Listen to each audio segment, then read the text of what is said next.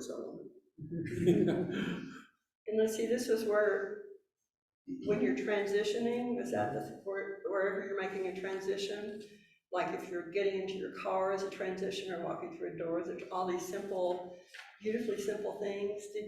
Did anybody have any particular experiences with any of that you'd like to share? Yeah. I think what I had is, when I was thinking about, of course, thinking about it a lot, but you think a lot more about the little things versus the big things. You know, a conversation with a friend, you know, just the little things that you don't think about normally. That, you know, this is an opportunity. That's what it was for me. Nice. Anybody else want to share? Okay. I'm really bummed that we can't use this slide because there are words at the bottom of it that we can't fit all on one slide, and I can't read. But anyway, and I don't think it's not in this. I could read it if you want it read. Can you read it while we're looking at the picture? No. Never mind. Let's go ahead and start the first video. Oh, excuse me, I'm sorry. I didn't have you read the introduction to the second lesson. Sorry. And we don't have a slide that says it, so it's in your little flyer. This is what happens when you So welcome on page 1, so through. Yeah. Oh, that one? It says that we don't have that one. That one? The first Today lesson. Christians, oh no, that's, Lesson we have one. that too. We have that. But there's a little welcome on the first page that says today's Christians can be confused or uncomfortable with the idea of listening for God's call. That one, is that one you're talking about? Let's just go ahead and do that one. I swear the one I saw was English. Doesn't matter what I saw. Yeah, just the introduction.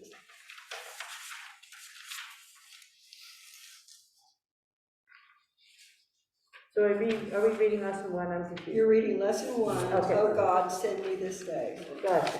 Okay. Right? Yeah.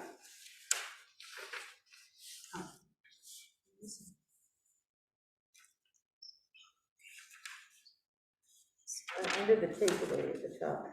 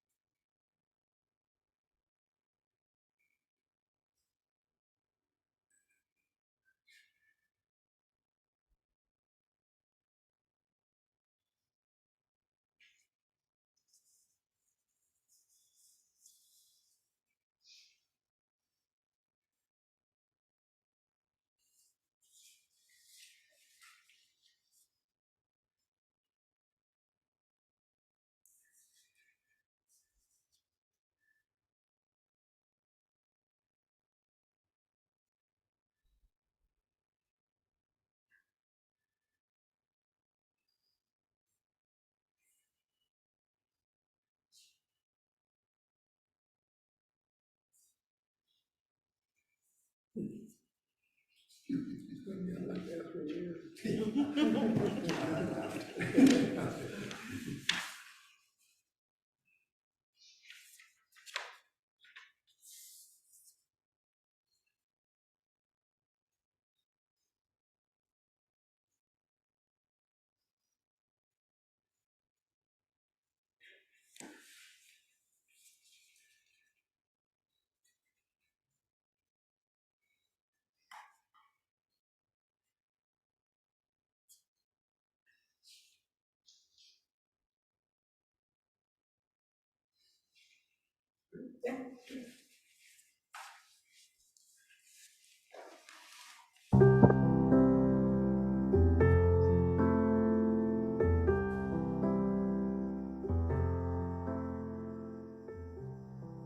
These these classes are about recovering a full sense of the word call, applying call to our own everyday lives, minute by minute, hour by hour, week by week.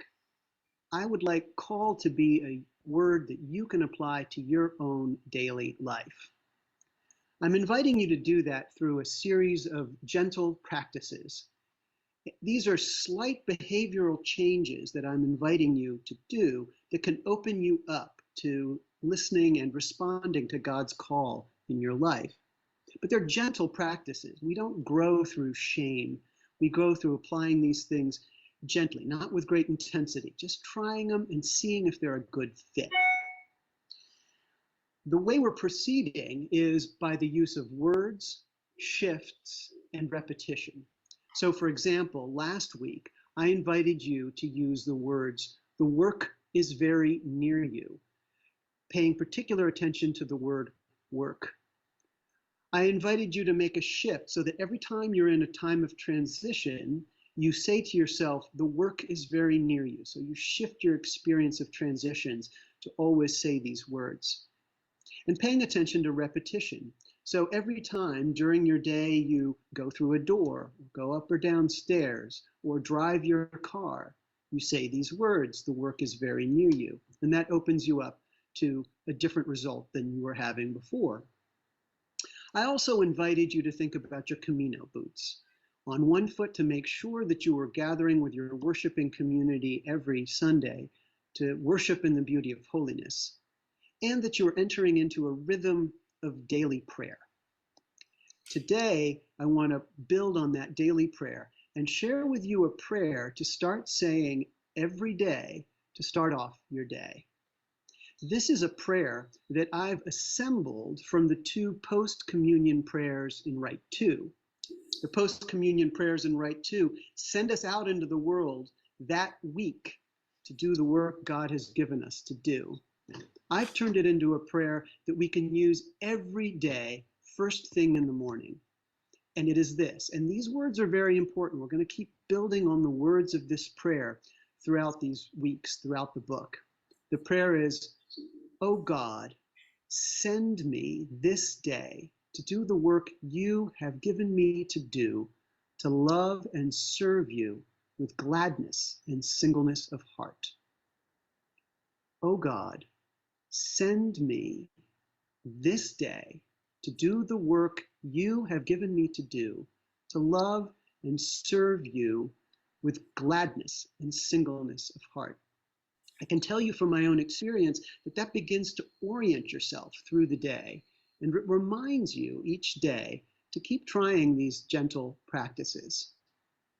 Now, if you're already in the rhythm of daily prayer, this is something that you can add, preferably at the very end, sort of the thing that you say before you get up from your prayer desk or your prayer bench or however it is, wherever you pray. It's the last thing. Oh God, send me. If you're not yet in the rhythm of prayer, I recommend that you write down these words in your best handwriting, or if you have horrific handwriting, which I do, perhaps print it on a nice font, put it on a piece of paper, and tape it on your bathroom mirror. When you're done brushing your teeth, as you put down your toothbrush, look at those words and say, "Oh God, send me this day to do the work you have given me to do, to love and serve you with gladness and singleness of heart." The key word here is send. We are praying that God send us this day. The shifting of the habit is either adding to a daily prayer or beginning a practice of daily prayer by saying this each day. And the repetition is finding a place in your house and a time in your morning where you say this day after day after day. This is one of those foundations that's going to help you implement these gentle practices in your daily life so that you can listen for God's call on your life and so live with gladness and singleness of heart.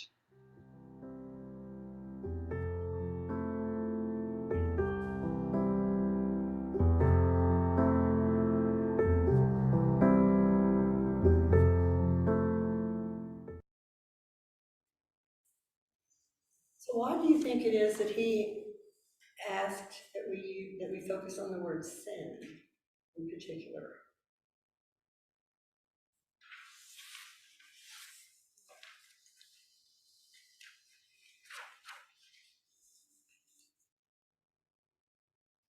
To me, if you're imagining that you're doing this prayer first thing in the morning, like we all do now. I think it's a good prayer for first thing in the morning, but pretend like or assume that you're saying that little prayer first thing in the morning and you're focusing on that word send. I don't know that there's a right answer here, but what do you think why did he pick that word? And what does it mean to you to have that word as your focus first thing in the morning?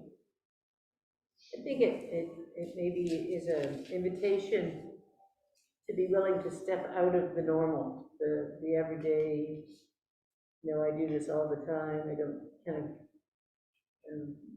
rote, because I do it all the time, and so I think for me, it's an invitation to be willing to step out of what we always do, and even if we do the same things, think of it in a different way.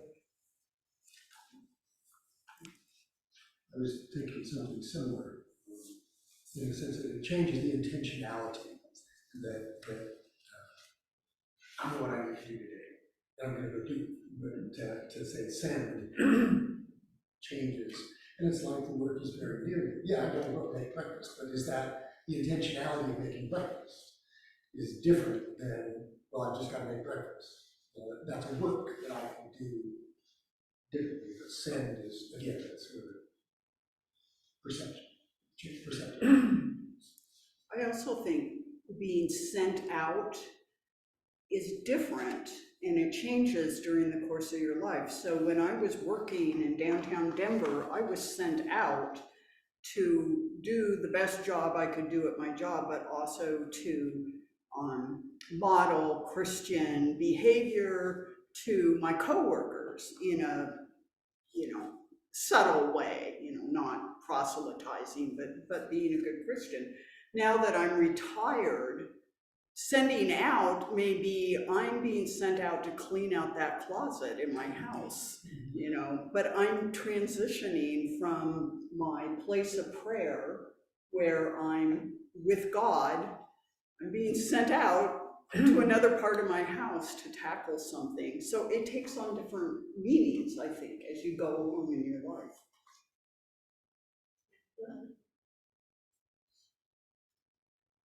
I think it means that you're listening to God and feel that He is close to you.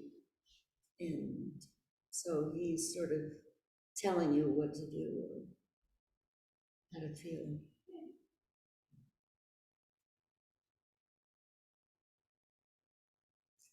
Yes.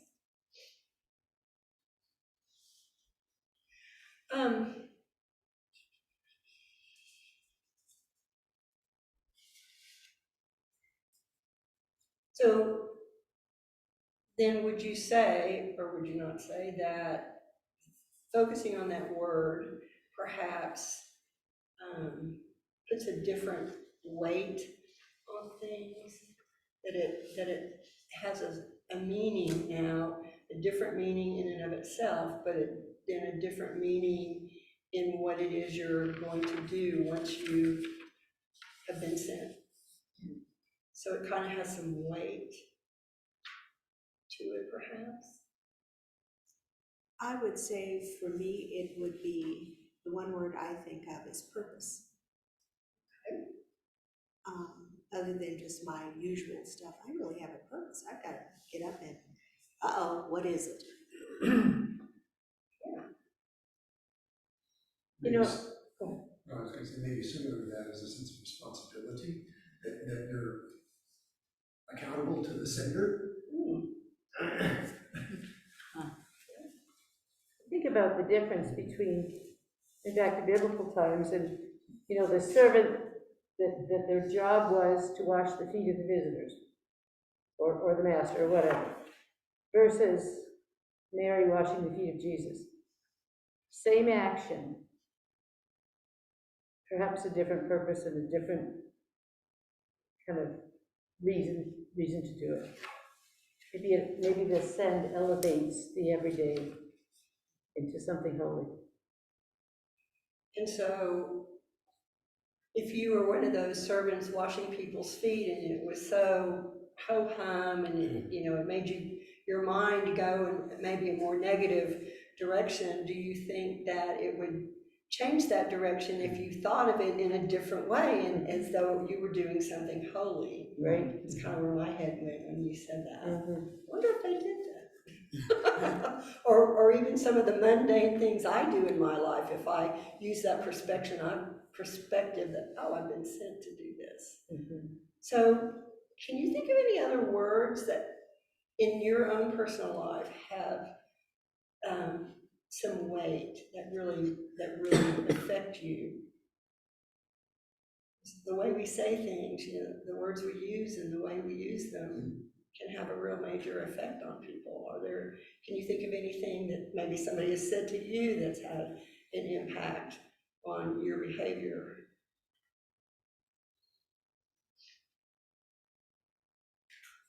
Well, it doesn't necessarily have an impact on my behavior, but those of us who use words and professionally use words have to think about it, and how, what they're used. And I'm thinking about the sermon that I preached this morning. In 2 different places, there are women who were given titles who usually have a gendered suffix. So that's not in the original language. So prophetess or deaconess. And so to take that gendered suffix off of those changes the meaning, I think, for folk, doesn't, changes the way that the word is heard. Mm-hmm. And so I'm conscious of that all the time, about words, how they're going to be heard, how they're going to be spoken, all of those kinds of things. And so I don't think it's just one word, but clearly, words have power. You weren't here last week. Don't rub it in. And if you listen through the whole thing, you heard me say that my 3rd grade teacher said people instead of children, and that, oh, yes, I'm a person. I'm not just a little kid, and that was powerful. So I think, how we use words, where we use words is probably. I would also say one of the things that came to my mind when I thought about words having power is so much of what we hear now in discourse and just people talking on the news and such, and certain people in leadership, some of the terms they use over and over, perhaps or even once,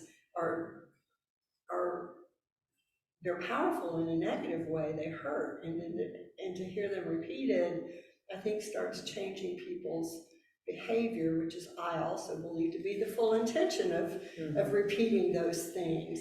But on the more positive side, I've thought of the fact that having a liturgy and repeating the prayers that we repeat each week, and that those shape how we live our lives, whether we notice it or not. I think they do.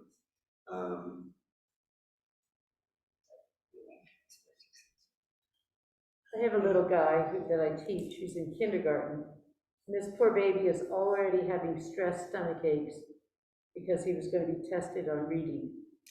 It is so abusive, but that's another story. But anyway, I started working with him, and I said to his mom, I'm not going to test him because I'm just going to assume he has nothing. He doesn't need any stress from this. And so we did some fiddling around with stuff, and I said, okay, we're going to read a book. And his little face fell a mile down, and he looked at me and said, I can't read. And I said, oh, yes, you can. Let's read this book. And we read this book, and, it was, this is a boy, blah, blah, blah, boy. This is a bat, blah, blah, blah, bat. Was he really reading? No. But did we read that book to the end? Yes. And did I look at him and say, did you not just read that book? And he went, I'm going to tell my teacher I'm ready for bigger words.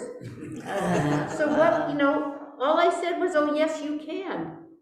And that made the difference, because he had heard you can't read. Ah, You know, and he believed that story, and the stories we tell people, you know, make a difference, and it takes one person to change the narrative and make you stop and think, oh, maybe there's another way to look at it. So yeah, the power of words is really amazing, for good and for bad, you know. Next slide. The Yep. next, Anything else along this? Well, I would just say that being the senior warden for a couple of years, words are very important. Because when you're in a meeting with your vestry and so forth, people really are listening to you. And so, you know, you got to think about what you're saying. You're trying to be positive, you're trying to be encouraging, and you're trying to create some excitement. So you think about it. Yeah.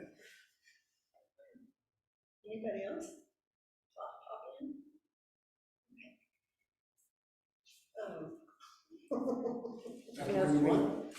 What do you want the Two. video? You tell me what you want. I know, I forgot about that one. It's in our book, it's in our I know. pamphlet thing. Yeah, we should probably go ahead and read it, although go ahead and read that.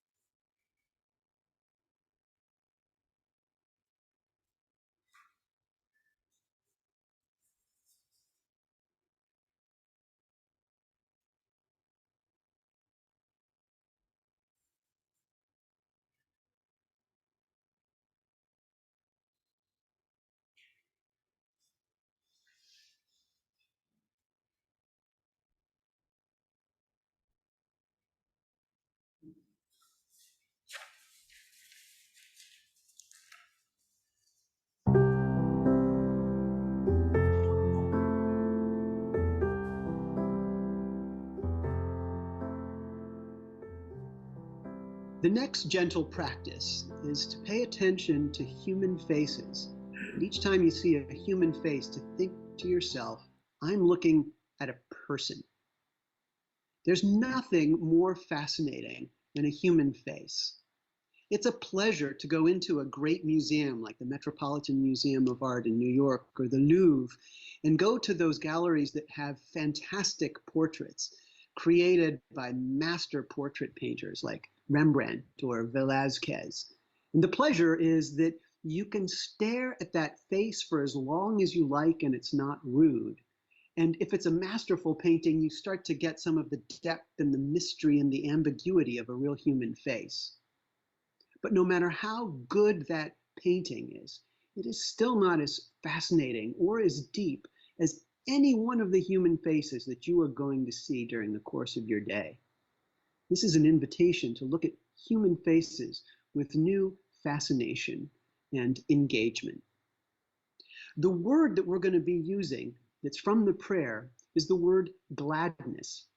This is because that word comes from Acts chapter 2, which describes the birth of the church.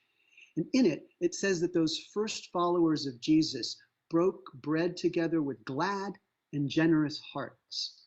The word gladness has a spirit of conviviality to it, joy in being together. So I'm going to ask you to look at human faces and think each one is a person. In the next section, I'm going to unpack that word person for you. But for this session, I want to talk about what happens with the human faces that we see during the course of our day. So this is a practice of the eyes. We're looking at human faces and thinking, oh, this is a person. Now, we are likely to encounter 3 different kinds of people in our daily life. People that we plan to see, people that are unplanned, we don't intend to see them, but we do, and then anonymous faces, anonymous people. Each one of those has a different kind of challenge for how we look at that human face. First, the planned faces. Are we getting stale or in a rut in the way we are looking at the people we see every day? Or are we able to see them fresh with new eyes? I'm always the first to wake up in the morning, and so I'm already in and doing my prayers by the time my teenage sons and my wife get up. Do I pay attention to their face? Do I look at them and see how they're doing this morning and really take them in, or do I just take it for granted? So that's a planned face. But we also have unplanned faces. Here's an example of that. Some time ago, before pandemic, I showed up to church early for a meeting, which is my custom, about 10 minutes early, so that I can sort of set things up and be a good host. Well, as I pulled into my parking space, I saw that on a bench right next to the parking lot was Samantha. Samantha is one of the teen mothers that I've been in relationship with for many years, a supportive relationship. Samantha was there with tears in her eyes. I hadn't expected to see her, but I knew right away, partly because I'd been working on this practice, that this was a face that was not in my plans, but was in God's plans. As it turns out, her cell phone had been broken recently, and so she couldn't call, and she was just desperate to talk to me. She had some things she wanted to share with me and some ways in which she wanted to, for me to support her. I was very anxious to connect with her because I hadn't heard about her or her friends in a long time. And so there I was for over 20 minutes talking with Samantha, that's what I'll call her for the purposes of this story, while the people arrived to go to the meeting. Sure enough, I showed up 10, 15 minutes late to the meeting. Everybody was already doing their thing and welcomed me, knowing that I was doing what I needed to do. So that was an unplanned face. Partly because of doing this gentle practice, I was able to be fully attentive. The third type of face is anonymous faces. If you're walking down a city block or in an airport or wherever, you're going to see lots of faces of people that you don't know. How do you look at those people? Do you look at them with a sense of envy or judgment or lust? Or are you able to look at them and think, there is someone who is created in the image and likeness of God? Very often, almost unconsciously, we can get in the bad rut. Then we need to practice stewardship of the eyes, or at least I do. I'm realizing my thoughts are too judgmental. I just need to look at the ground right now and pass through without looking at all these faces. I'm just not ready to look at those faces with the dignity and the respect that they deserve because they're children of God.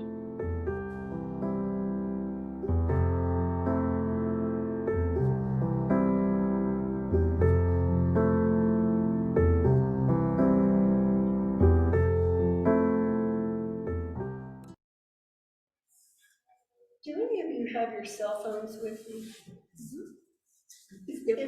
If you have a cell phone with you and you've got photographs on it of people, I'm assuming that you know, quickly go through and pick one of those pictures that's got somebody's face in it. And even if it's small, you know, you can tap on it and make it bigger so you can focus on that face. And if you don't have your phone with you, I suggest or encourage you to just close your eyes for a few moments and bring to your mind's eye a photograph, if you will, of somebody familiar to you. And whether you're actually looking at a photograph on your phone or you've got your eyes closed and you see somebody's face, Just stare at that face for a few moments.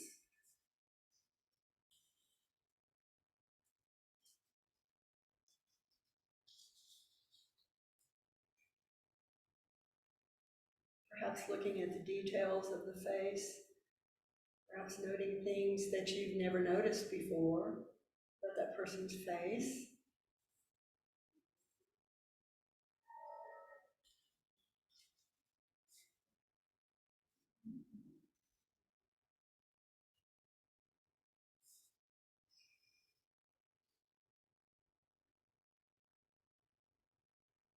Has everybody found a picture? If you're using your phone, I don't want to cut your time short because you haven't found a picture yet. I have our dog looking at me. It's me.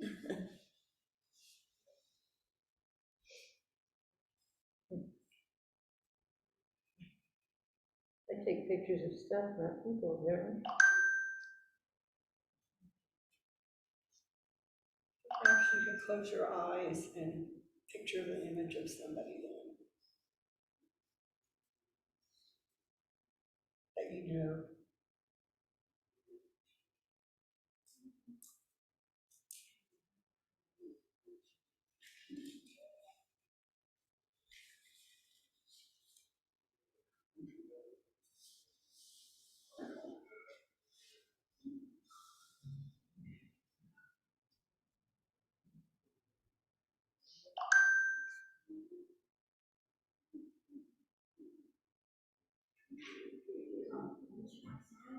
Has everybody had a chance to focus on a face? So let's talk about what feelings came up for you when you looked at that face. What did it feel like to even focus intently on a face, a familiar face?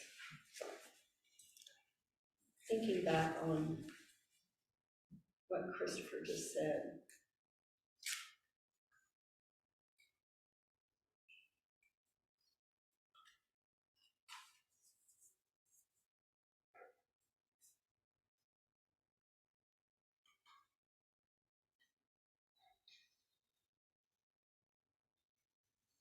Any emotions that surprised you come up?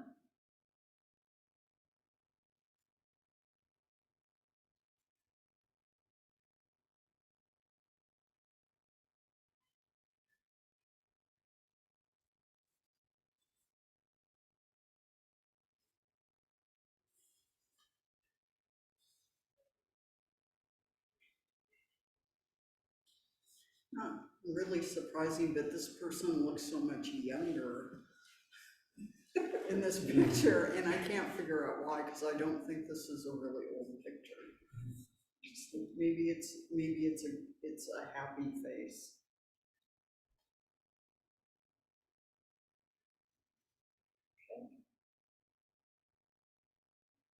Anybody else? I was struck by the joy. This was actually a video of a little guy that was at that light bulb moment when he realized he could learn. And he can be a real pain in the butt. And I've forgotten.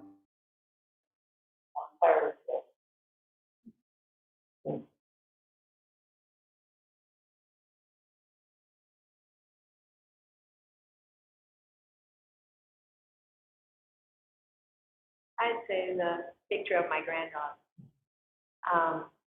She's a Pisces, and she, but looking at her, I see my grandmother, and I see my mother in her face. She's very serious and determined, but very happy and very confident in who she is. And 4.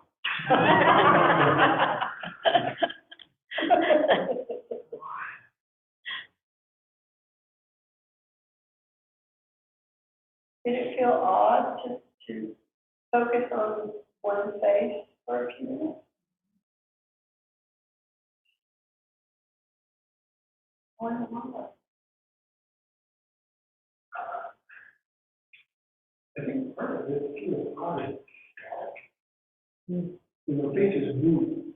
when you're encountering this, when they change from surprise to anger to whatever over the course of the month, if you're just looking at a static picture, somebody that you know, and we are focusing on things that are sort of tacked over because our patients develop over the course of 4 years. I remember in all this evolution, and now I'm looking at something that's static. Done that.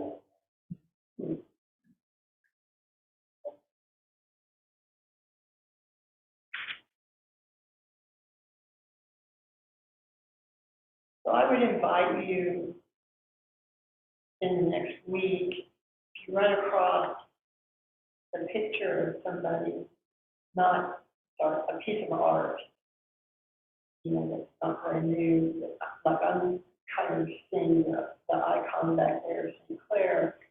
So another piece of art, just if you could take a few moments to sit and look at that and sort of do the same exercise. But one thing I think is really curious in one of the questions here is,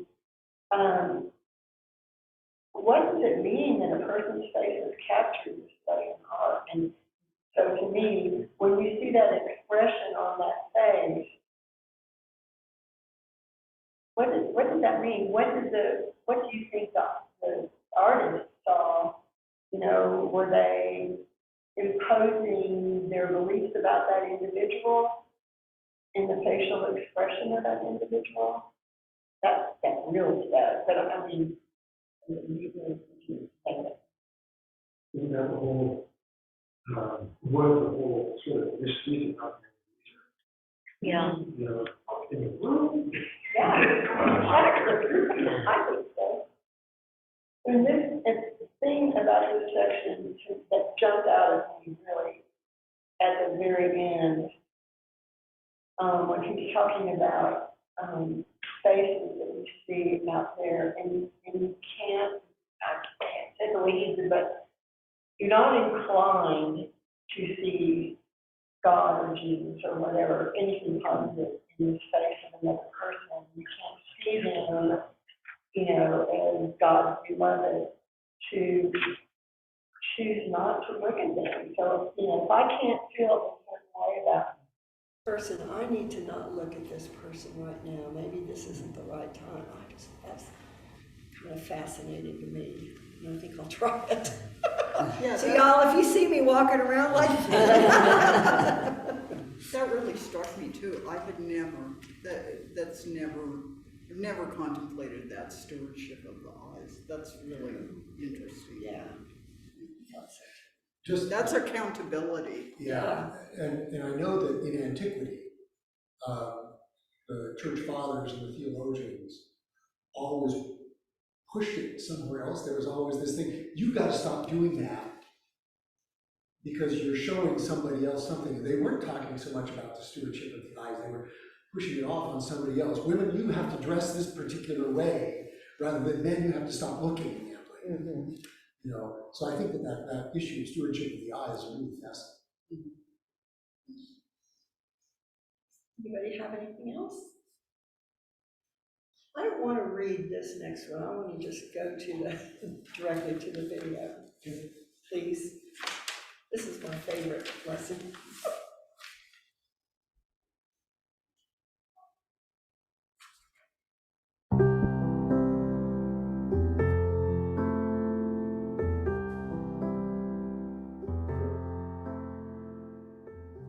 Our gentle practice right now is to be intentional with our eyes, looking at human faces, the human faces that we encounter in our ordinary days, the planned faces, the unplanned faces, and the anonymous faces, each of which present a different kind of challenge.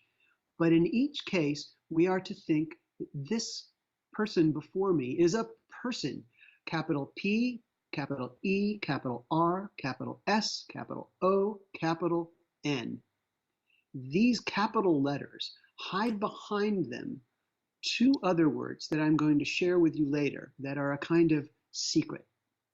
Let me explain.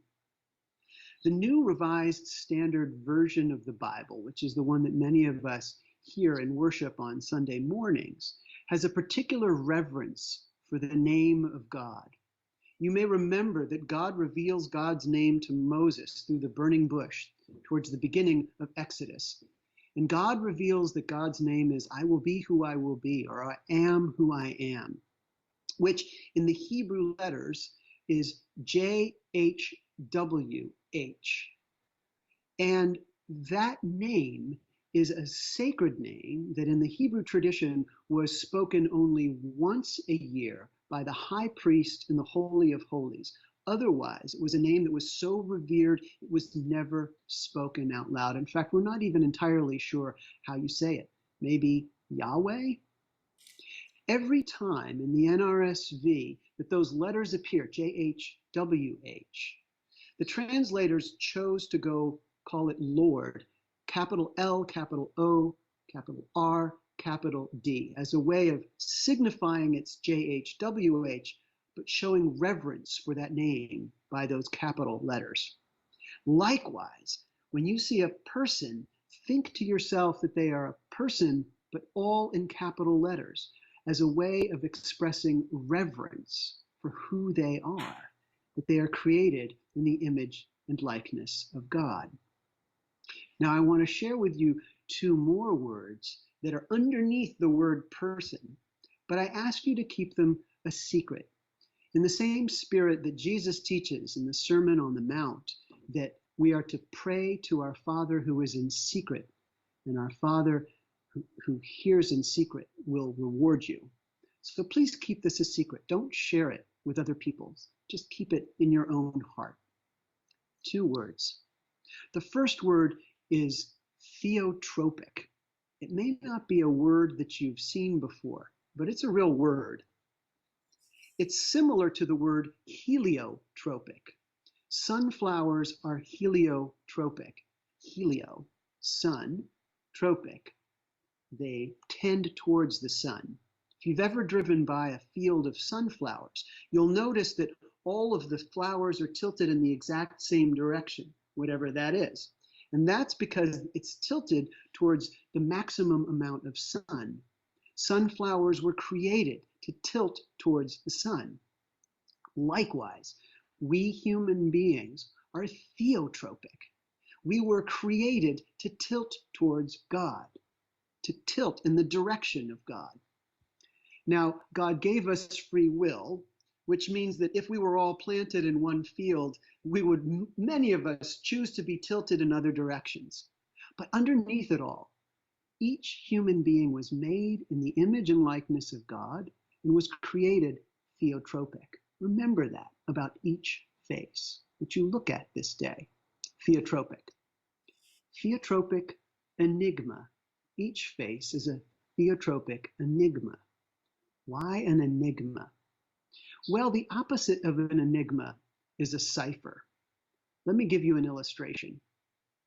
A new movie was coming out that featured one of my favorite actors, and I was really excited to go and see it. But then I read a review that said that her acting was disappointing because the character that she was playing, which was a kind of Russian spy, was intended to be enigmatic, mysterious, compelling, but instead was a kind of cipher, a blank slate upon which you can project whatever you want.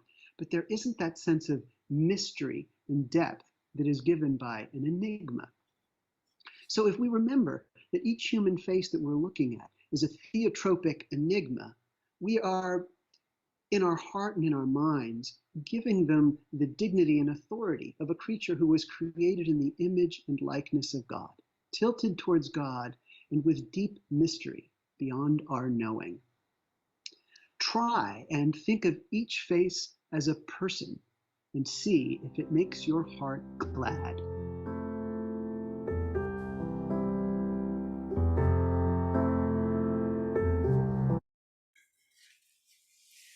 So real quick, close your eyes and think of a person that you don't like. And see if you can bear in mind what you just heard, and if you can picture that person as a person with capital letters, as a theotropic, enigmatic. Would that be right? Or just theotropic enigma?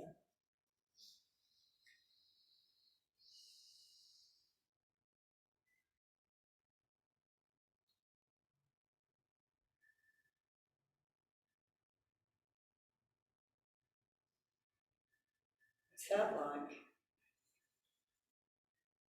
Can you do it? Very difficult. Yeah. Is it worth a try? I couldn't even think of a face. To do. A really interesting floor. Yeah. How do you all feel about what he said?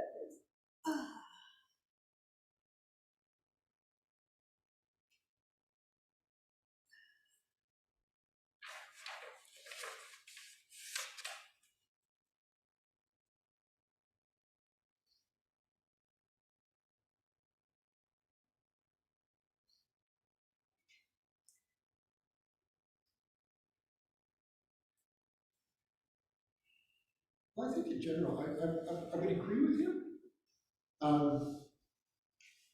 As I said in other contexts, nobody gets up in the morning and says, I want to be wrong today. Yeah. You know, that there is a sense that whoever you are, unless you're really pathologically messed up, you know, nobody gets up and says, I'm going to be wrong today. And you know, the heretics can get up and say, I'm going to be wrong. But you know, so I think in general, I would agree that there's this sense that people tend to want to be good, better, something. You can call that theotropic. As a spiritual discipline, I like it because we come up with reasons why we should like the person, and it's always about us. I should like that person because I need to get along with younger generations. I need to learn how to get along with someone who doesn't agree with me. You know, it takes the focus away from us, the selfish us, and it restores the dignity to the person, the object. So as a spiritual discipline, I like this approach.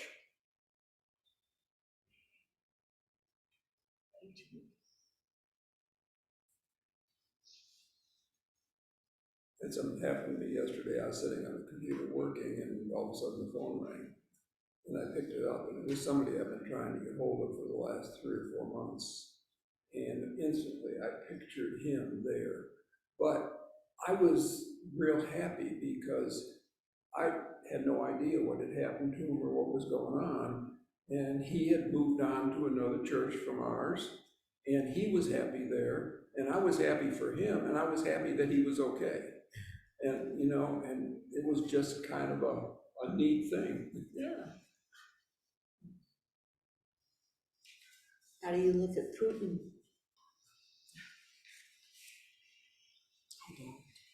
As a sociopath, but